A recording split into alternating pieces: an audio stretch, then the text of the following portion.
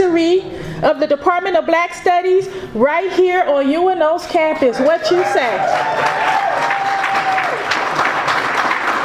This Department of Black Studies is one of the oldest black studies in the country, and it is one of the only departments that is still a department, not a program, not a hybrid, not ethnic studies, not ethnic relations, but black studies. None of this would have been possible without the Omaha 54. Yes. In November 1969, 54 students staged a sit-in at the president's office and demanding black studies courses. They got arrested. They got fingerprinted. They went to jail. They had to be bailed out. We are here tonight to honor that sacrifice and that activism. And I want to thank you personally, because I came to this university to major in black studies specifically. And there would not have been a Department of Black Studies for me to major in were it not for the Omaha 54. Thank you, thank you, thank you. Now, I just want to say a couple of things. Everyone should have a t-shirt. If you don't, we'll make sure you get one before you leave. If you were one of the 54, or if you are representing one of the 54, then you get a bag as well. Okay? We would love to have you be with us in the parade Saturday, in the Omaha Day Parade. All you need to do is wear your t-shirt. Yes. And y'all know the parade only goes from 30th and Lake to 30th and Sprague. Y'all can make that walk. It's going to be nice and cool and a little rainy, but okay. But so I just want to make sure that we understand why we are here today. It is to celebrate the Omaha 54. It is not to talk about me or anything else. All of this is for the Omaha 54. And let's give them another round of applause.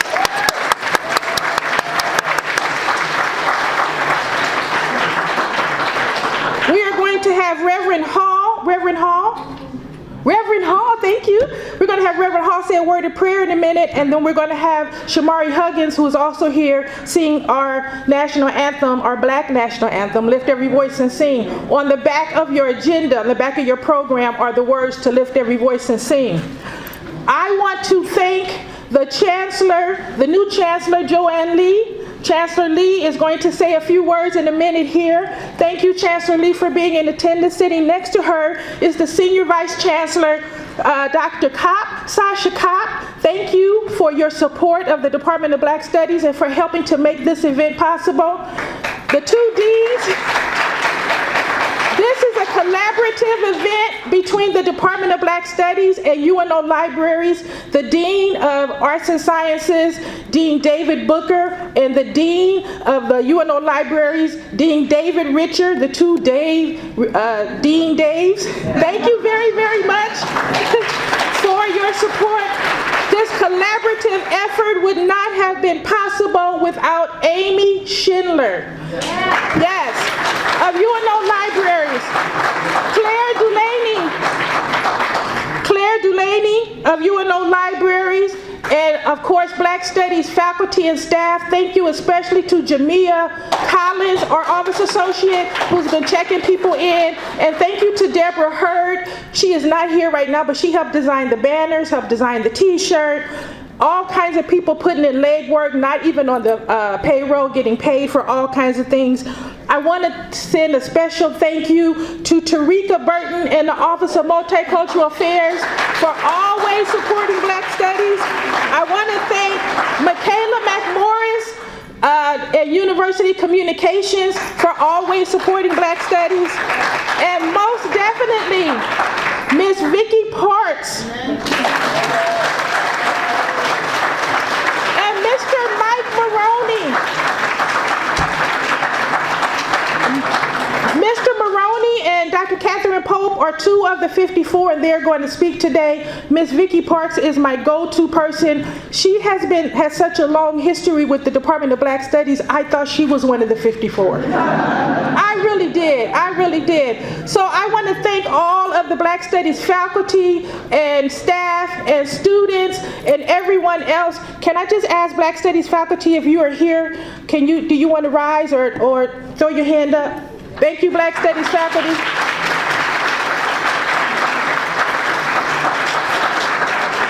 How about Black Studies students over the last 50 years? Black Studies students, throw your hands up.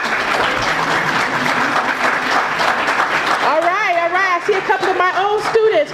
Again, thank you very, very much. I just want the Chancellor to come up and say a few words. Dr. Joanne Lee is from Florida International University.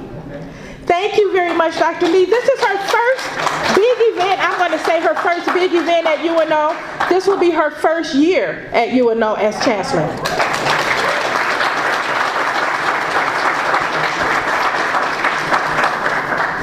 So, good afternoon. I must say, I don't think there is any better way to start Omaha 54 with Cynthia as our MC. So put your hands together for her.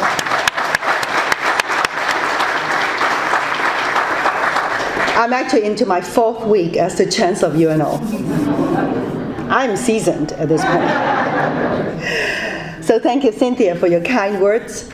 And thank you to members of Omaha 54 and their loved ones, our Department of Black Studies, students, alumni, and members of our university community for joining us today, this very, very special afternoon. It is truly an honor and a privilege to be here in your company. My husband's supposed to show up, but my mother-in-law just show up, without notice. Then, family duty, you got it, right? So Frank sent his regret, and he's missing out the party, but that's okay.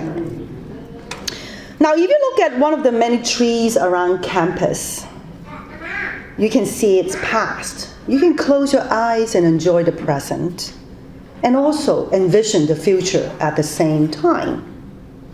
So many, many years ago, these seeds were planted intentionally by people. To make these trees grow tall, these trees needed sunlight, water, and someone intentionally to nurture their growth. Today, when you walk around, you enjoy the shade. These trees really benefit us in many, many different ways. You will see animals call these trees home. They clean the air for us and provide shade for us on a day like this. As I speak to you today, I feel and I'm experiencing the past, the present, and the future of ongoing fight for equity, equality, diversity, inclusion, and justice in our daily lives, all at the same time. As the new Chancellor of UNO, I want you to know, this is the core identity of UNO. This is what we stand for, and we're proud of it. In the Omaha 54, I see a past of immense courage and personal sacrifice that paved the way for Black students at UNO. In our students, researchers, and educators, I see a present dedicated to producing and sharing knowledge that gives us an understanding of the progress being made for us, all of us, and just how much there is left to make. And in each of you, I see a future filled with people from across the city, our state, and our nation who will benefit from your work and sacrifices for many generations to come. Let me give you just 2 examples of what I'm trying to tell you. First, the Omaha 54's impact did not end with the launch of the Black Studies Department. The launch of the Office of Latin American Studies, the Goodrich Program, Women's Studies, and other programs that came soon after give us a deep understanding of different cultures today, allow us to move with time. A second example, it's actually standing in front of you, right here. Earlier this month, to be specific, July 1st, I became the first woman of color to serve as UNO's chancellor. And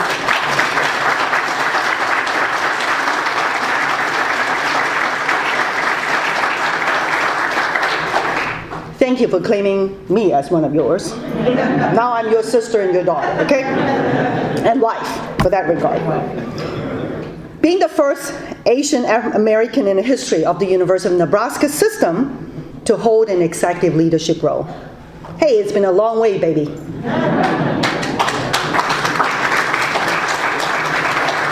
This was unheard of just not that long ago, right? I'm sure you feel that. It's about time. All right. It is because of activists and scholars like you that a first-generation student from Hong Kong got this chance. I want to say thank you. Thank you for giving me this opportunity to serve you and the community and became the chancellor of the leading urban university that cares about people. So when you plant a tree, you do it with the understanding you may not ever meet the individuals who will benefit from your labor. You do it because that's the right thing. You do it because you believe in it. You do it because you know sometime in the future, someone that came after you will benefit from your good act. They will enjoy the shade, but they may never even know the name of the planter. They may not even know the name of the Omaha 54. When you plant a tree, you may never even live long enough to see it grow tall and strong. But still, you plant a tree because you understand its importance, because you have faith. You know one day we will all prevail. Every day, the department plants seeds that will benefit untold numbers of people. Its work is never finished, never finished. It is vital to our community that it will continue to be a place where people can learn, teach, research, and grow for generations to come. This is why I'm proud of the Department of Black Studies at UNO. Before I conclude, I want to thank the Omaha 54 for their courage and personal sacrifice. So reflecting on this special day, I challenge you, every one of you, every one of us, to lift someone as you climb. Believe in that blind faith, because we know something good will come out of it. So thank you again for joining us. I'm so excited to celebrate this event with you. Thank you.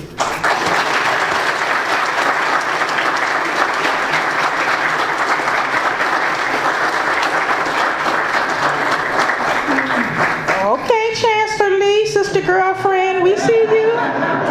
We see you.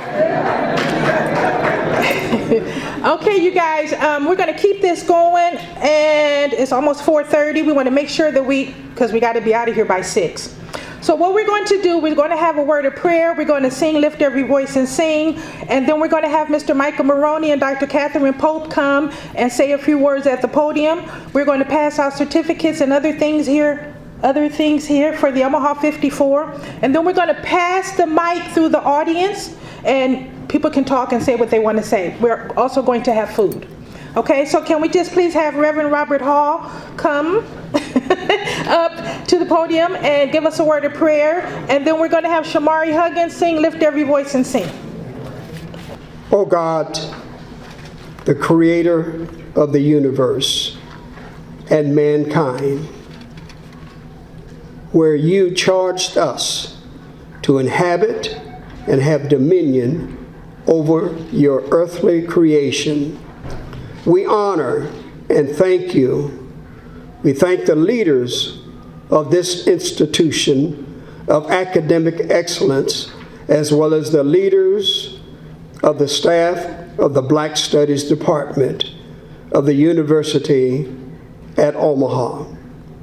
We thank them for their special insight and foresight to have an occasion like this, where we come together with the university, the Black Studies Department, the community, family and friends, to honor and commemorate the brave and bold Omaha 54 that was the catalyst to play a pivotal role in the creation of the Black Studies Department at UNO.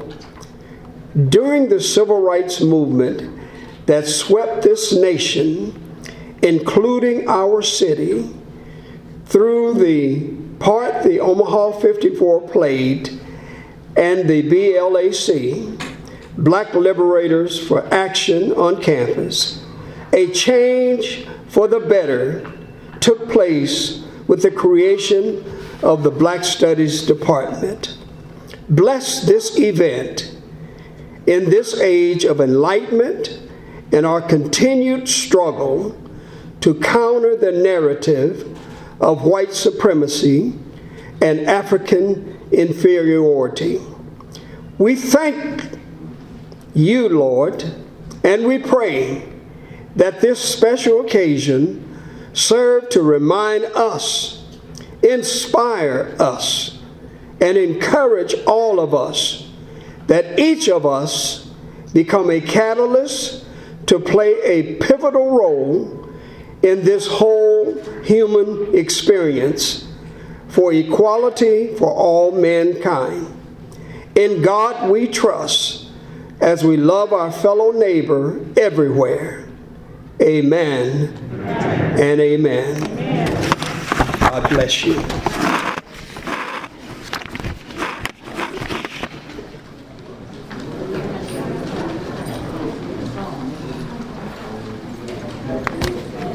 Homecoming, I'm coming home. Well, this is a homecoming indeed. And I'm honored and grateful to be here as a beneficiary of the Omaha 54. Another round of applause for the Omaha 54.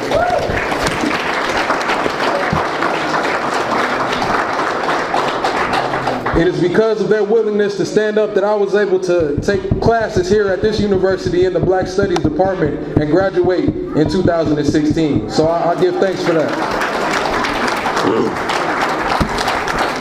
And now let us sing our song.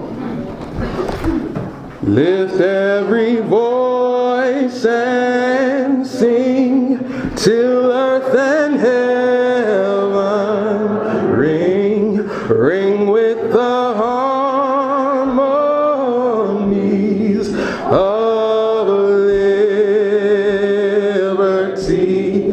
Let our rejoicing rise high as a, oh yeah.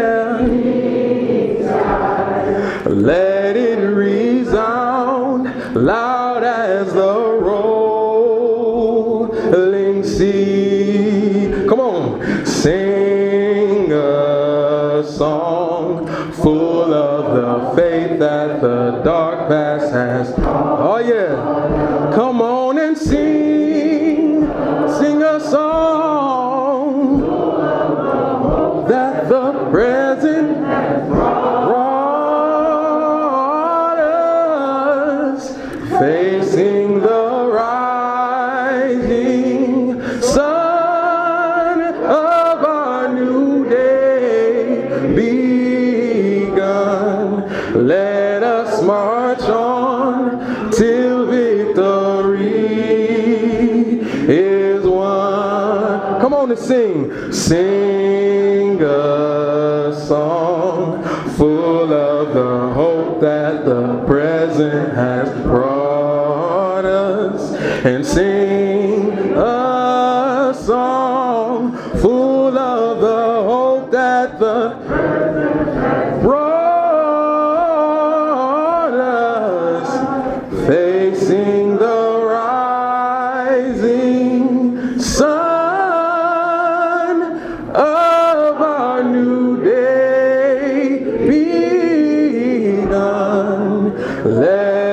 march on till victory is won.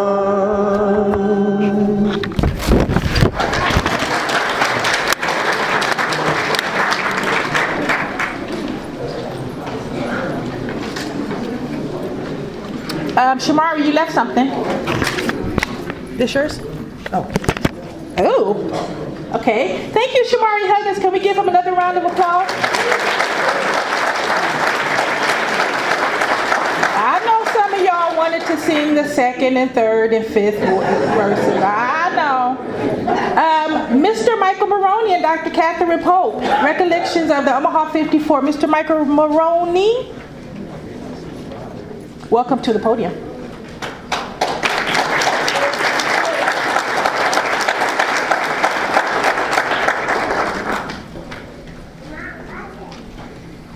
Good afternoon. Thank you, Dr. Robinson, and thank you for spearheading this recognition, and the whole Black Studies Department, faculty and staff, also to the library. I enjoyed working with Amy, Claire, and Dr. Robinson, and Miss Parks. And for those of you who didn't recognize the name, it's Vicki Parks. Now you know who she is. I won't talk long. One, we don't have a long time, and she said something about food, so I know how that goes. Those of you who don't know, Pastor Hall here was one of the 54, and I believe when he heard that jail door closed, he had an epiphany and said, this is not where he wanted to be, so he went the other way. But we respect that. I'm going to give you just a brief history lesson in this whole journey. 1969 was not the beginning. For those of you who are old enough and remember, in Pastor Hall mentioned BLAC. Well, before BLAC, it was AAC, Afro-American Council for Action. And in 1967, a small group of us had what we called a teach-in, and then the dean of the history department's office. And we were protesting the lack of black history course. In fact, we had asked then Ernie Chambers, he wasn't a senator then, to kind of be our spokesperson for us. You know, we were all 20, 21 years. No, back then we were 19 and 20 years old. This was a PhD, and we said, well, we needed somebody who could stand up to him. And so we'd asked Ernie to come out and represent our concerns about the lack of black history. What they did was, they responded. They said that next summer, a white professor back east to somewhere in Philadelphia to take a black history course and come back and teach it to black kids, to black students, which in our mind was not what we had in mind. So in 1969, and I'm going to tell the story here, the truth. The reason the black students got angry, most of them, because it was a failed dance. And it wasn't their fault. It was racism. I mean, when it all boiled down to it, the student center made them, and first of all, they didn't recognize black organizations on campus anyway. But they made them rent. They had to pay for campus security. They had to pay for campus ticket takers. They had to pay for the music, because they weren't recognized on campus as an organization in the body. And as I understand it, and I was not a member of BLAC, and I make that clear, but I did go with the dance. It was either that or be at West back in those days. I see some amens out there.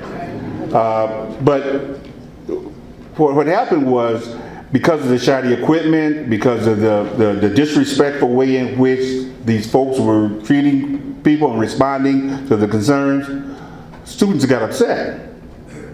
Well, that was enough to say, okay, let us not protest a dance.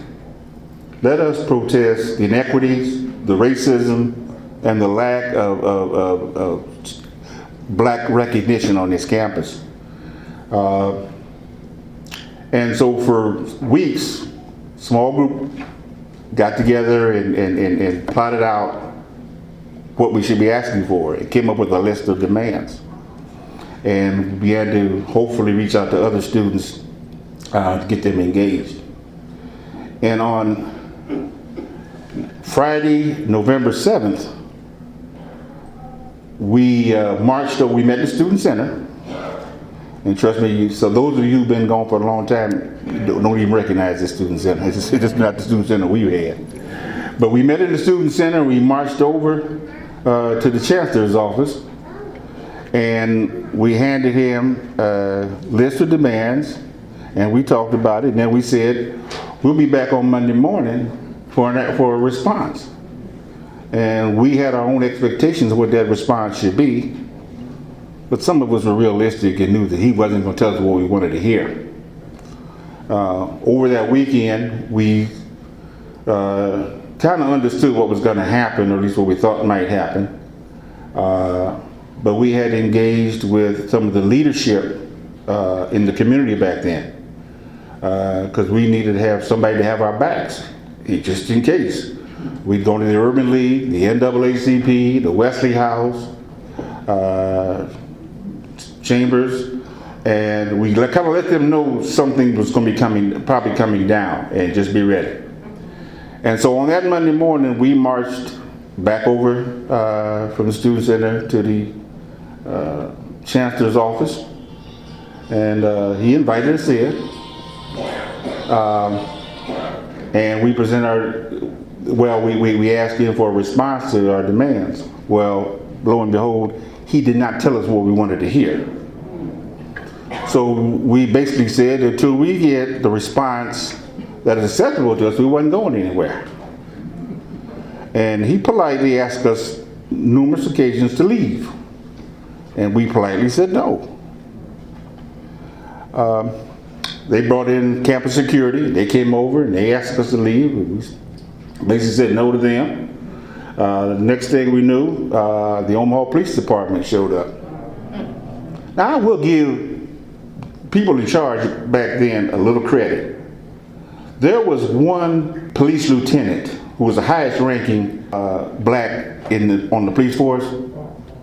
He was the officer in charge, which I think might have helped the situation a little bit. But he asked us to leave, and we said no. In fact, what we did was we sat down. Thus became the sit-in. And after a while, he finally lost his patience, and I appreciate the way he handled the situation, because it did not get out of hand. But we were told if we didn't leave, we were going to be arrested. And we kind of knew we weren't going to leave, so we knew we was going to get arrested. There were probably twice as many males than females in the 54. So what we did was we asked the males to get on either side of the females as we walked out, as a show of respect and protectionism. And I understand now that y'all protected us sometimes. But back then we had that macho attitude and we had to protect. Anyway, we got jailed. And when you get arrested the first time, and it does something to you psychologically when they close that door. But anyway, we knew that the leadership in the community was out raising the dollars, which they did. And we had said that we wanted to get the ladies out first, which they did. They got out probably early in the evening. And then later on, a few hours later, they got enough money to get the rest of us out. And the last thing I'll say about that is, because she only gave me 5, and I think I'm on 7 minutes now. the thing is that we then began a series of meetings with the chancellor, not the chancellor, the dean of the history department. They had put him in charge of working with us on this, some of the demands of the Black history course. The Black Studies being one of those demands. We went from a Black history course to a Black Studies department in the demand.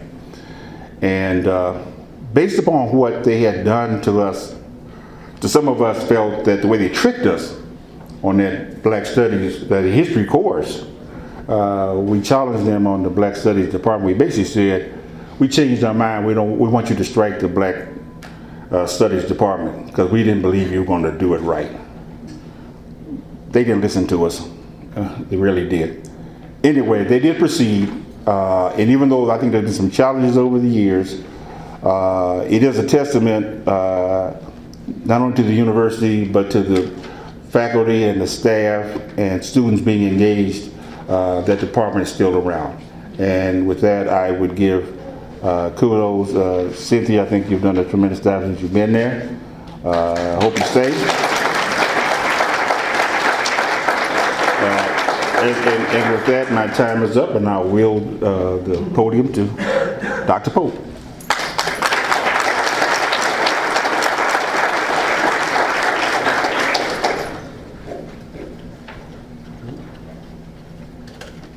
Good afternoon. California sends blessings, and for those of you who have traveled, grace, and that you will return to your home safely. I want to begin by a quiet time for a few moments to recognize all those who have lost their lives to COVID, all those who are struggling, COVID, all the children who have had to sacrifice their education by not being able to attend school at this particular time. There's so much going on. And I think even though we reflect backwards, we must always stay focused too on the here and now and our stewardship for what we need to do. And I have always remained to be a good steward. I want to be a good steward of my community, of my family, friends, and of those who neglect to see me even as a human being. I want to be a good steward. So I'd like to pause for a moment and please reflect.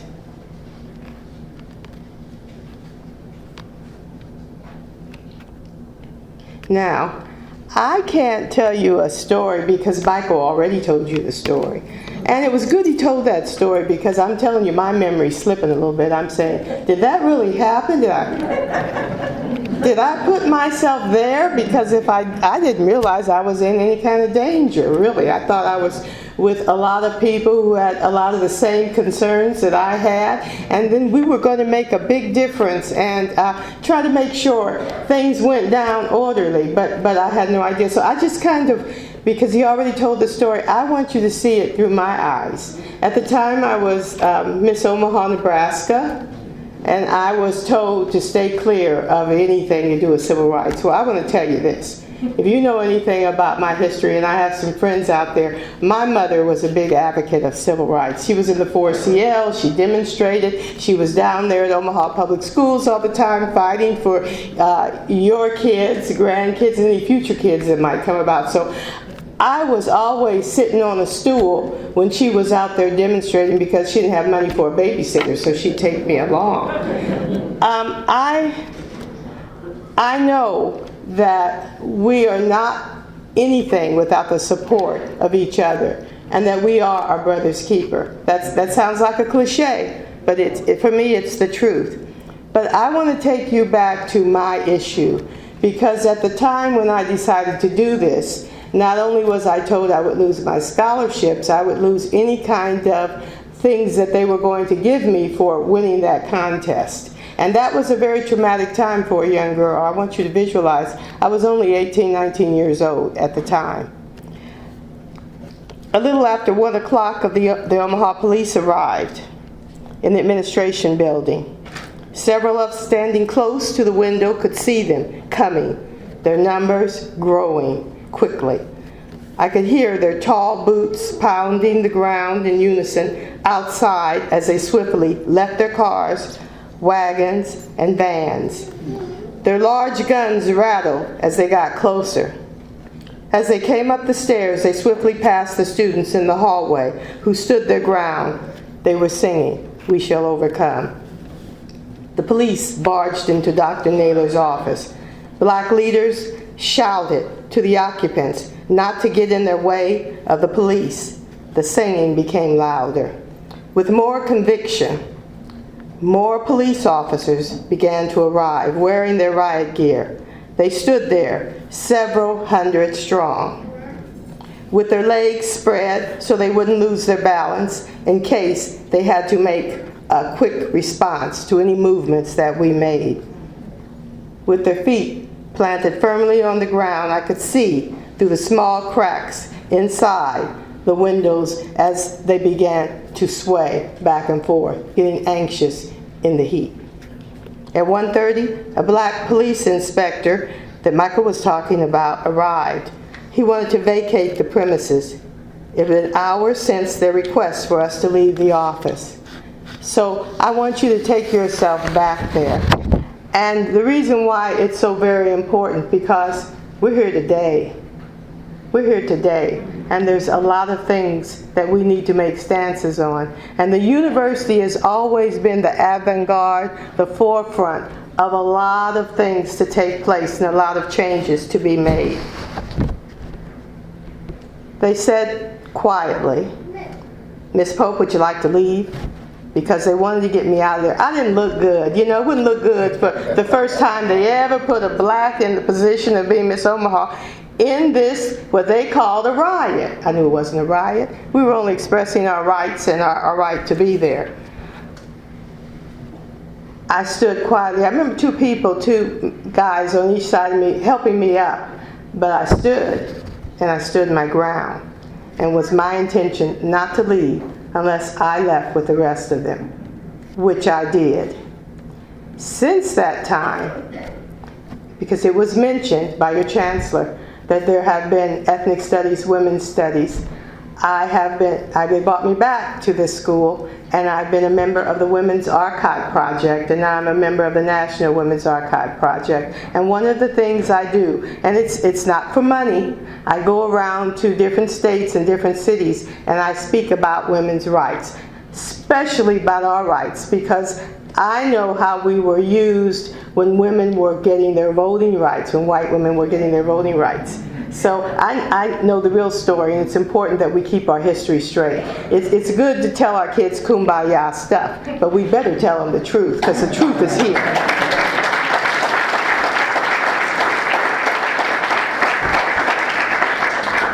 One of the things I did recently was to work with the Navy. The Navy is women in the Navy. They've had a lot of problems with women's rights, women being molested, women being raped, women not getting the correct job positions that they are qualified for. And this is all women, not just black women. But one of the things that had to deal with black women was being promoted and being allowed, and we have recently black women allowed to fly fighter planes, to be able to have positions of authority.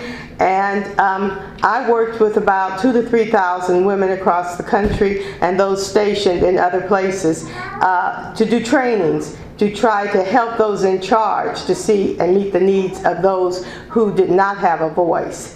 So I want to close, and I want to close with this. I want all of us to begin to use our voice. We have voices.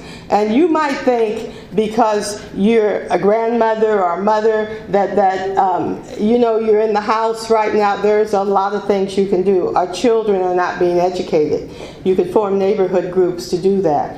But one of the things I want to challenge you with, and I hope nobody gets angry with me, especially the powers that be. I think there needs to be a statue on this campus in recognition of the Omaha 54.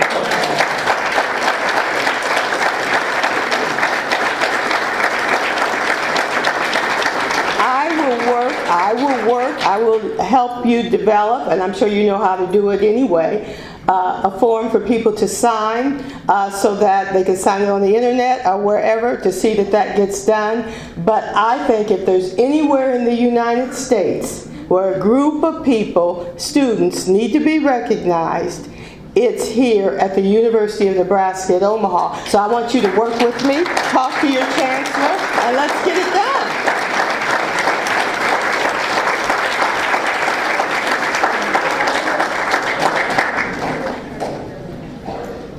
I think that too, Dr. Pope. Good. Wait a minute. Come up to the mic. Okay. What you want me to say? I want you to say that you're committed, and I will come back. I'll do whatever it takes, and I will work with you. I'll see that it's done across the country, and I want us to shake hands. I am committed to this. Absolutely. In fact, Amy and I had talked about this before, having a statue. This is very, very, very important. Very important. And I agree. This is Omaha, Nebraska. And there is a Department of Black Studies. People don't even know there are black people in Omaha. No. When I told friends I was coming back to Omaha, and they said, "For what? Who do you know there?" I said, "Well, hey, I got friends there. I got family there." Wow. I didn't know there were black people in Omaha. Right. Yeah. Thank you so much.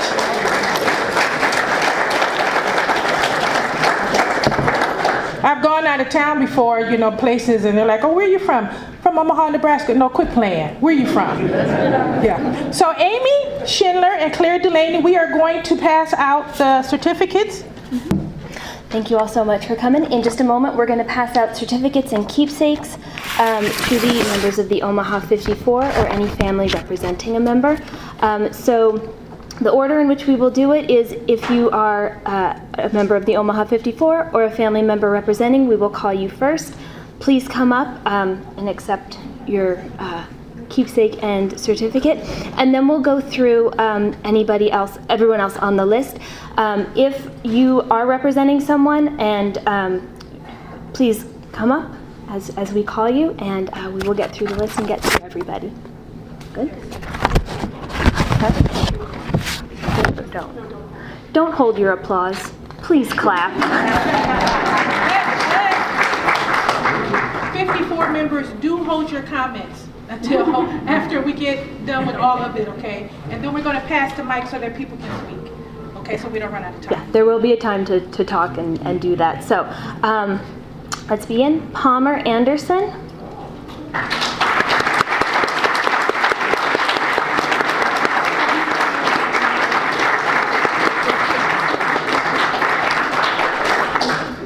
Where? Michael Brown.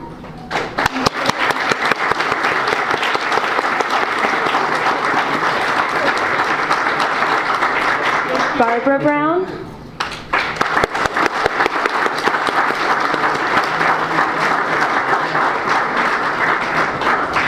Jerry Brown.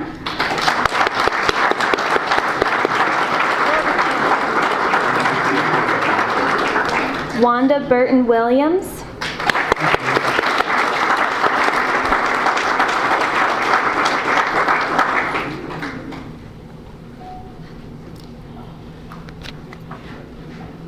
Preston Bush.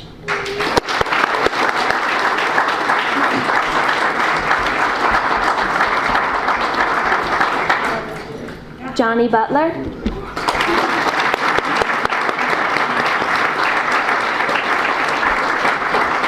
Ron Estes.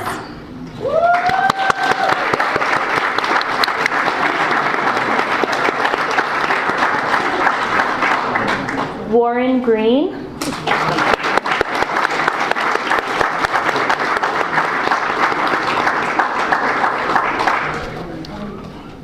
Aaron Hall.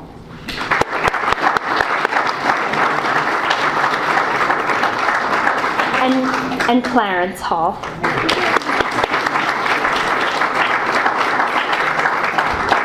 Dr. Karen L. Hayes Harris.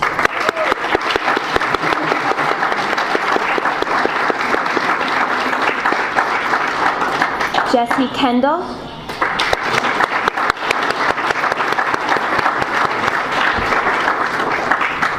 Michael Maroney.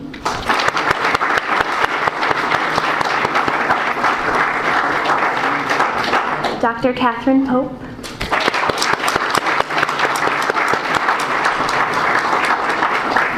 Douglas Powell.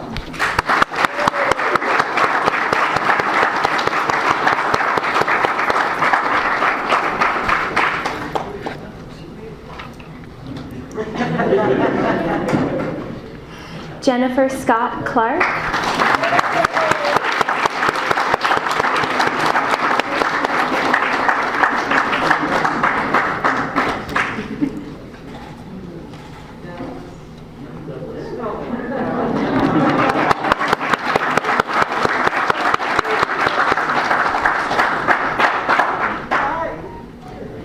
Roger Ulmer.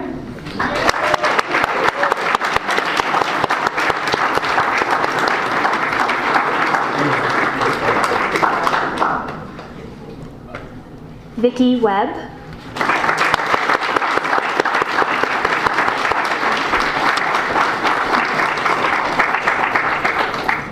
Marla West.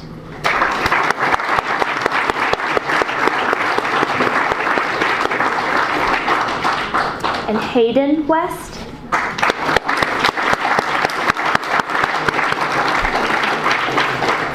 Lavelle Williams Sr.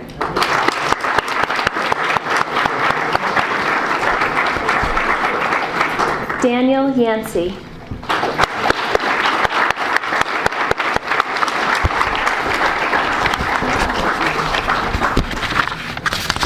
Wilbur Bailey.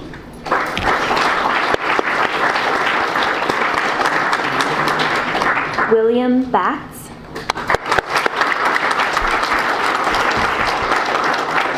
Michael Blackson. Marvin Daly.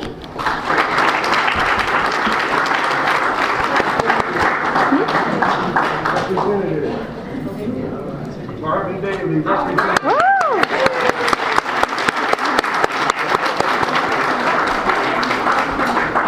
Jesse Everett.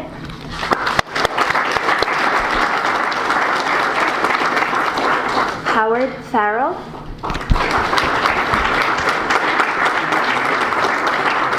Katie Faust.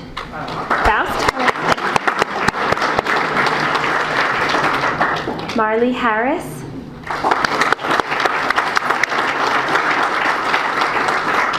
Thomas Hendrick.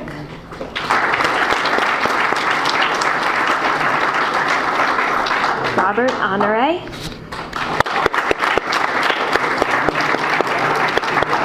Therese K. Hudgens-Danner.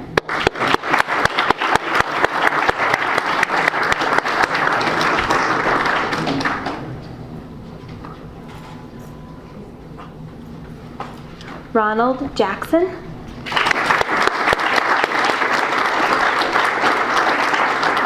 Carrie Johnson.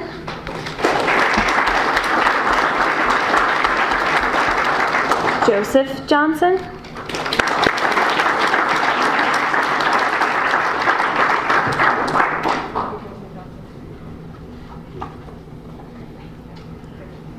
Richard Lee.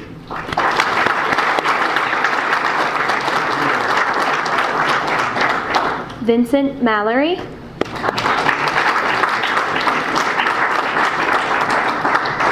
James Massey.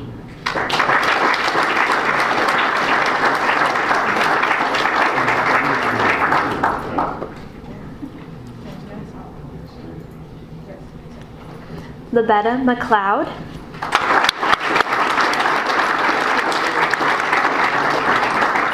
Harry McGuire.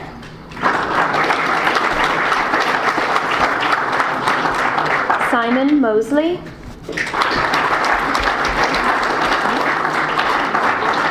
Johnny Poole Jr.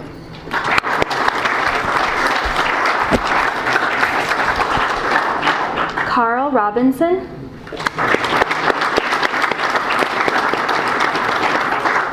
Terry Rose.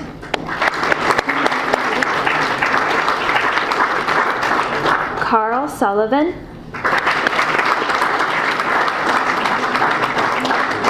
William Tayabout. Howard Tucker. Paul Tucker.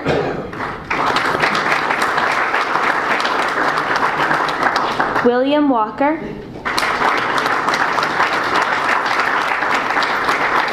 Constance White,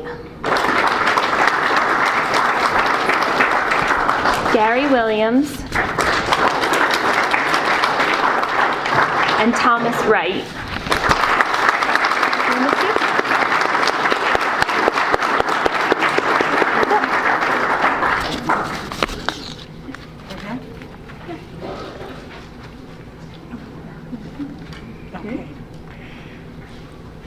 Y'all, who knew that there was that many black people at UNO in 1969?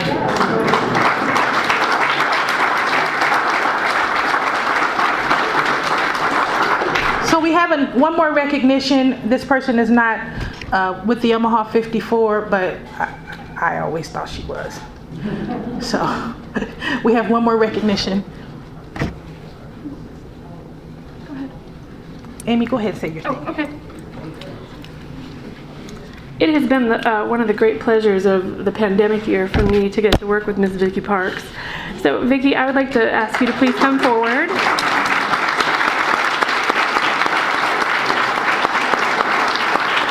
And I'm not just saying that because she's a retired librarian, but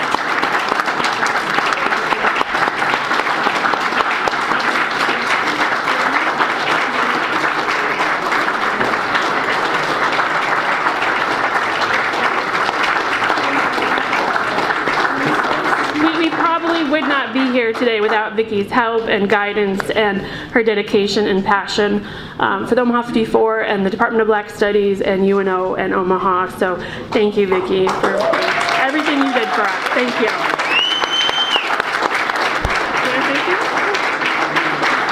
Cynthia's going to take the mic from me, but I want you to know what an honor and privilege it was for me, from my community, to look for and hear the stories, this wonderful story that happened in Omaha, Nebraska 50 years ago.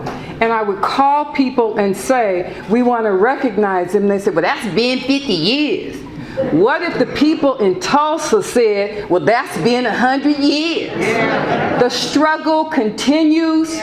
Let this be a day of remembrance to continue with opening the eyes of this country and this world about our contributions to civilization, to humanity, and to the dignity of our race. Thank you all. I'm so grateful so many of you made it. I'm so grateful so many of you came to recognize and honor and pay homage to our great legacy. I'm so thankful.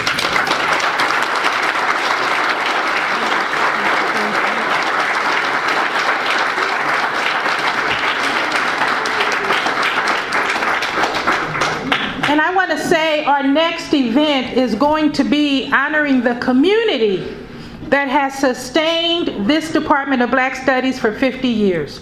And so we're going to have that event sometime in September, somewhere in the community. We'll let you guys know. But yeah, that's happening because it's a two-way thing. The students stood up and the community stood for the department. And has always fought for 50 years. I have been on this campus for 30 years, consistently. When I came here, my youngest child was 6 months old. He is now 30. I've been here a long time, and by the way, I'm a Goodrich Scholarship student. I had to say it. Had to say it. Majored in Black Studies and now chair of Black Studies. So, yeah. Okay, now all of that being said, is it time to eat? What's next? Pass the mic. Pass the mic? Oh, we're passing the mic now? Yep. Okay. I wanted to do the electric slide, but they said we got to pass the mic. So with that, though, I want to invite any member of the Omaha 54 to come on up and share whatever you'd like. Oh, thank you. Hey. My name is Lavelle Williams, Sr., and just want to say, as a 17-year-old back in 1969, I'm proud to have been a part of this here. I do want to give recognition to Michael Maroney when he told us, and I looked up to him and never got a chance to tell you. Now I get to tell you in front of everybody. I thank God for you. He came in, he said, listen everybody, we're fighting for something. This is our heritage, we need it. He said, we ain't gonna go in here and act stupid. He said, we ain't gonna act ignorant, we're gonna be obedient, we're gonna follow whatever rules they're gonna tell us. And as it was said earlier, there was a whole lot of more folks. But when they said we would probably be arrested, a whole lot of folks left. Not picking on you, Elder Pastor Hall, but a whole lot of folks, he said. But Pastor Hall was, but it's just good to be here. And just one of the greatest memories that I had on that day when they came and they arrested us and they told us to escort the young ladies out, and we did. And Ronald Estes found a picture of me, all the pictures. He said, Lavelle, ain't that you? And got a young lady, I'm in between the young lady. But when they came and they got us and they put the handcuffs on us, put us in that pink paddy wagon, took us down to 15th and Capitol. And finally, after we got out, when we found out, the officers come back and he said, well, y'all can go now. And so we looked at the clock, we said, well, you know, it's almost 9:45. He said, yeah, y'all's bill was paid at 6:30. I said, well, why did we have to stay here so long? He said, boy, you got a smart mouth. That was one of my recollections.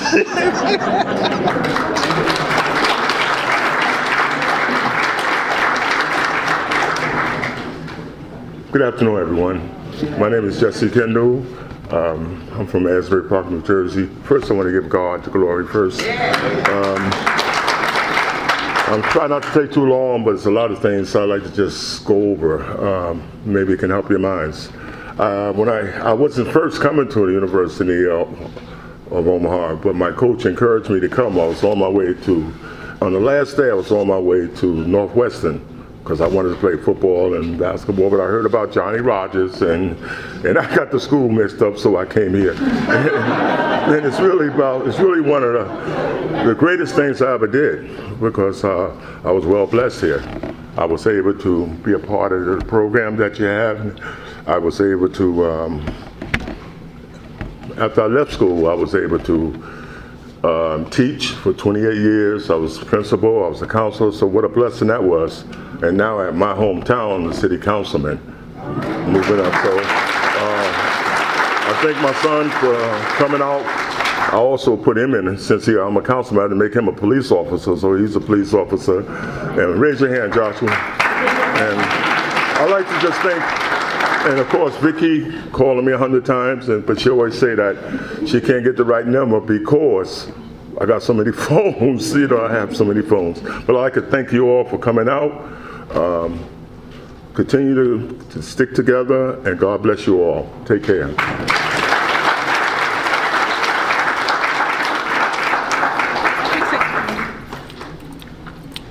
We have another recipient. I'm sorry,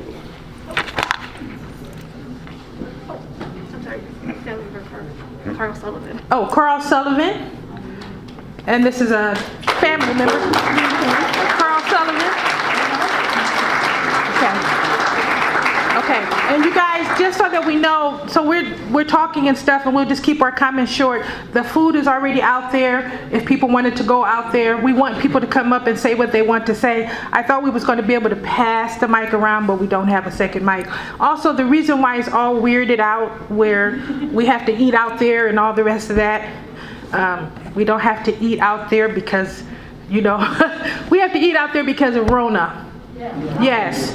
And I want her to leave. Yes. So we need to get vaccinated.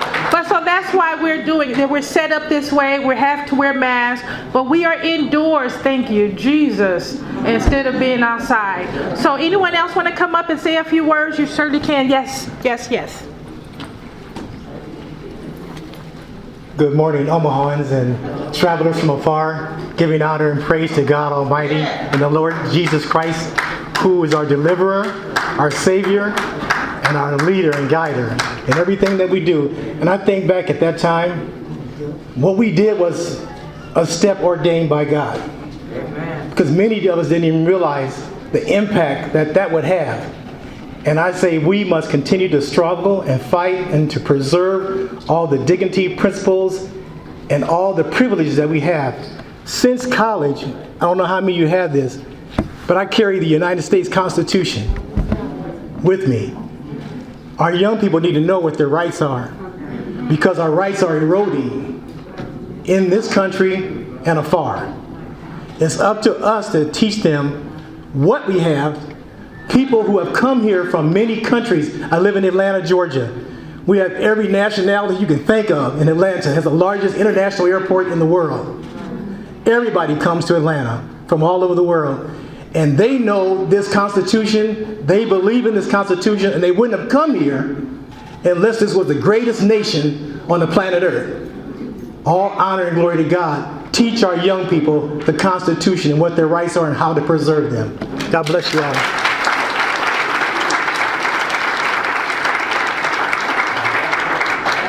He's walking up to the mic. You guys, don't leave. We want to make sure we get a group picture of the Omaha 54 and their descendants. BLAC, Black Liberators for Action on Campus. And that's what we were. We set goals and we knew what we had to do and we did it. The thing about it is the fact that we knew what we had to do and we did it. We fought with a vengeance and we achieved our goal. And I think that's what everybody should know, that we achieved our goal, and we can thank the Omaha 54 for just putting it out there. So thank you very much, and I really appreciate all of my colleagues who I worked with and protested with, and I'm better for it. Thank you very much.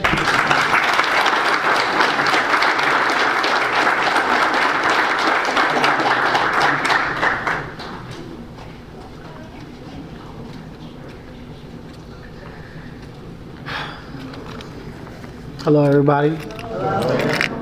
My father's one of 54, and all I wanted to say was thank you, Vicki, for letting me know. I mean, had no clue about any of this.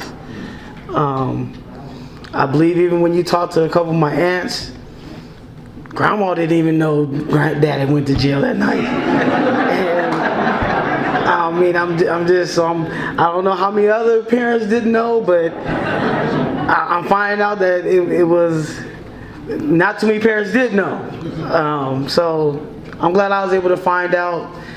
I wish he was here to accept it, but I'm just happy for letting me know. Thank you.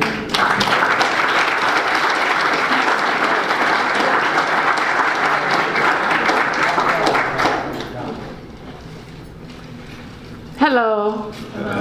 My name is Mary J. Clinkscale. I know a few of you in here. Where did John Butler go? There he is. I want to share with you, I think it was in 2008 or 2009, and I see some other faces. But we were asked, I was over the GBT Academy of the Arts, and we were asked to reenact the origin of the Black Studies Department. And we used, this was an academy, we used 29 young people to do this play. And at that time, Dr. Aiken Tunde was over the Black Studies Department. Felicia Daly, I believe was her last name. Felicia, you here? Felicia, come here.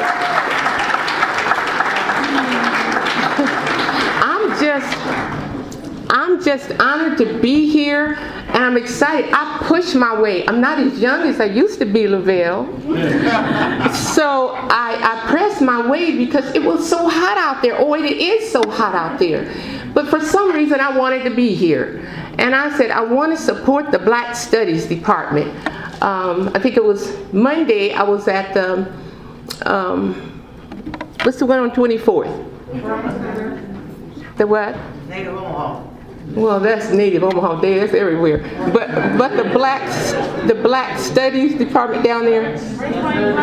Great Plains Black History. Yeah, I was there on Monday. And it was really nice. I was allowed to, I've since written a book, and Mr. Eric Ewan allowed me to come down and do a book signing. So that was exciting. But what I'm excited about here is all of you that were part of the Omaha 54. We didn't do 54 individuals because we didn't have all of that information. But Felicia, where'd she go? Right here. Felicia, come and help me. She's the one that I worked with, her and Dr. Akintunde. And we actually pulled the history. They got the archives for us. For all of you guys that were part of this. I didn't know you were part of that, John. Again, let's do it again. Oh, it was beautiful. It was. Let's do it again. Honest, I was tickled pink because Felicia, when it was all over, we were in the auditorium over there, and it was packed. People were from everywhere. I learned so much about the Black Studies Department I didn't know. At my age, I should have been a part of the 54. But I wasn't because I didn't know at the time. But whatever I can do now, here I am. I want to do.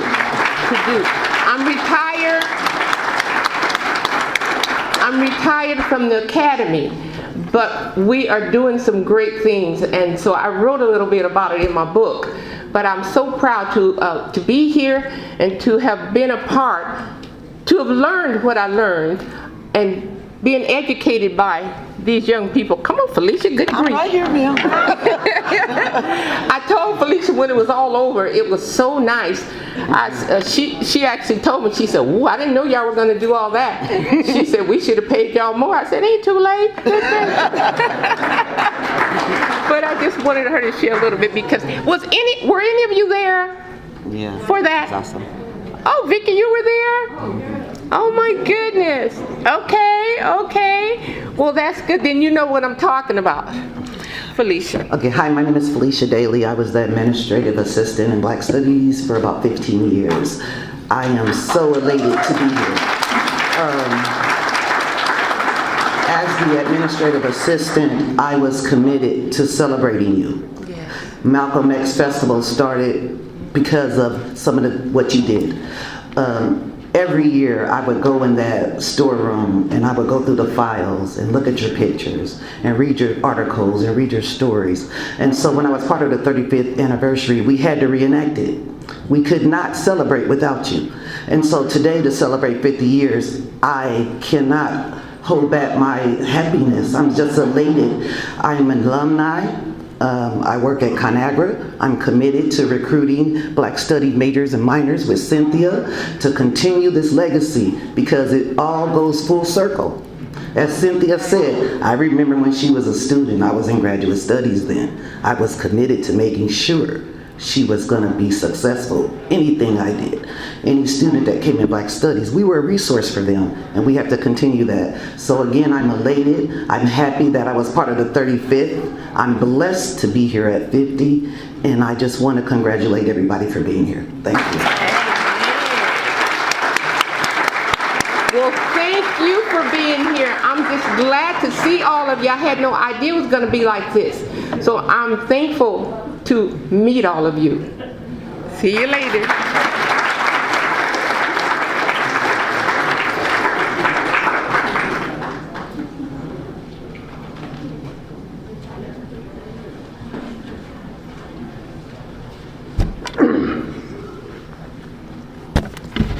Hello, folks. My name is Ben. First and foremost, giving honor to God. Amen. For through Him all things are possible. That's it. I'm a firm believer in Black history. If we don't teach our children the history, how will they know that from which they came? As we know, every day our history is being challenged, even today with Trump. Trump hasn't left office. His remnants of his agents are still there. So I developed a flag. I call this Africa Descendants of Slaves, Juneteenth, Freedom and Justice. The reason being the current Juneteenth flag does not represent us. And this flag right here, can you hear me? Okay. This flag right here represents our history and our culture. If I can explain it briefly to you, the Ankh, which represents life, this is just a brief synopsis, represents life. we deserve to live as African Americans in America, because if it wasn't for black folks, there wouldn't be no America. Africa itself, the dark continent, which represents the black melanin, which is prized throughout the globe. They want to steal, rape, and rob our blackness. If you look in entertainment and sports and everything of that nature, they've been making money off of us since day one. I apologize for telling the truth, but the truth must be told.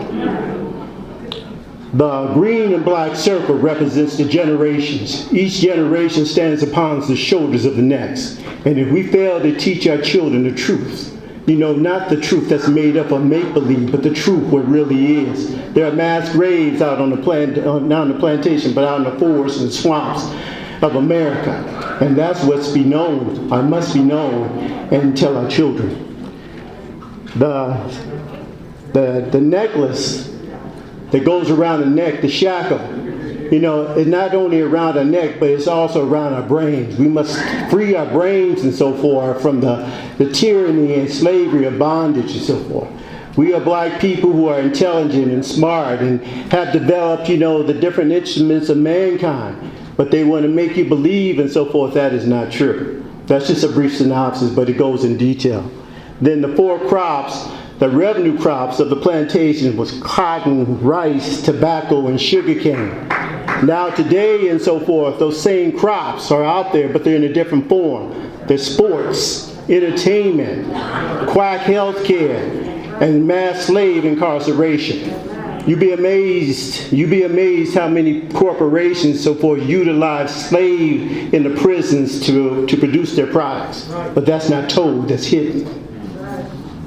Let's go up to freedom. We deserve to be free in America. We deserve to be free in our homes, free in our cars, free as we traverse the streets of America. Because if it wasn't for black people who have fought in the many wars since the Civil War, since the Revolutionary War, there wouldn't be in America. Justice. We got to say justice. We must continue. Each generation must put forth the effort, because currently right now, we living off the justice and the civil rights struggle of our parents.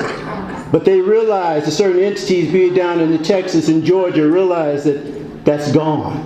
So we have to step up to the plate and so forth, and not only educate ourselves, but we must educate our children. Because the transfer from the schoolhouse to the jailhouse must stop. And all these gangbangers talking about, I'm a blood, I'm a crib, I'm a gangster. Let me say, you nothing more than the rap clan. And now the rap clan and so forth must stop in our community. And either they become productive citizens to build up our community, or they must be put in jail and so forth and locked away like the animals that they are. Plain and simple. Because you can't build a community and so forth on drugs and guns and the death of our children. So many of our young folks are dying at the hands of individuals who don't live in our community. Okay. Then we had the chain. Well, let me back up. In 30 BC, the Romans Empire invaded Africa. They conquered Egypt. And when they conquered Egypt, they sold slaves to the Middle East, to Asia, and also Europe. Let's go back to present-day America. Our system of governments, our laws, our religion, and so forth are based off the Roman Empire. This is New Rome America. Until we understand and so forth our rights, our liberties. Where you going, sir? This is for you. I want you to listen to me. See, I don't got time and so for games. I don't have time and so forth for fairy tales. I'm here to tell you the truth. We got to keep our comments short. Okay, I apologize. All right, let me go for it. I apologize. I don't mean no disrespect. Okay, in 1441, that's when the Roman Catholic Church, the Pope, he sanctioned slavery on the west side of Africa. In 1884, they divided up Africa into different sections, and currently the gold, the diamonds, and the ore and so forth is being taken from there. And then I see I'm losing people because, like I said, I guess I'm elaborating too much. But we want to take pictures too. Oh, okay. We want to take pictures. I apologize. No, you're Okay. good. Just we want to take pictures. Okay, if I can just be brief, let me go real quick. Wait for that. Okay. You got it. Okay. I apologize. One more thing. Are you Miss Cynthia? Yes. Okay. I would like to donate this to the Black Studies Department. Black Studies Department. Thank you. Thank you. I'm sorry, I have to One thing about Black Studies, it gets in you, and hey, it gets in you, and once you get that, you know, you want to share it with everybody else.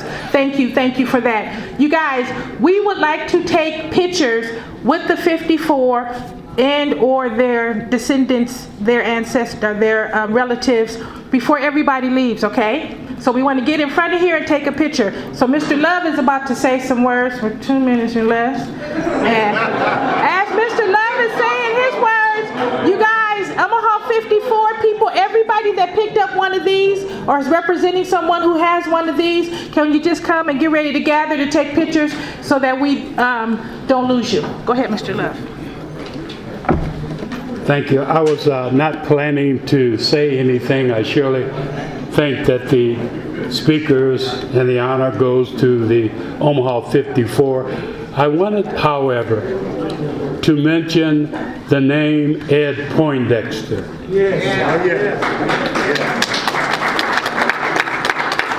Ed Poindexter.